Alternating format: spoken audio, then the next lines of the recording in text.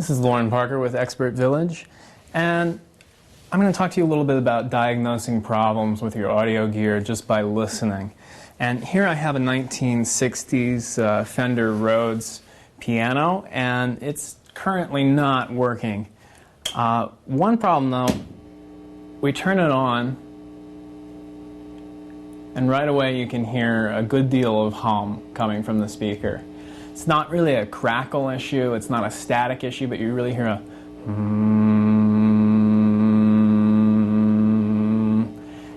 90% of the time that problem is going to be due to capacitor problems in the power supply. So hearing that tone, hearing that humming rather than static, makes me think that probably I need to go to the power supply to fix this. Then the second problem is that sometimes we get loud pops when this cable moves around. Ooh, there we got one. And so that tells me that there's some kind of loose connection there, that when this is moved, mechanically it uncouples something. And then thirdly, when I turn the dials here, you can hear a sort of swishing static, which is a really common problem for anything that's a little bit older.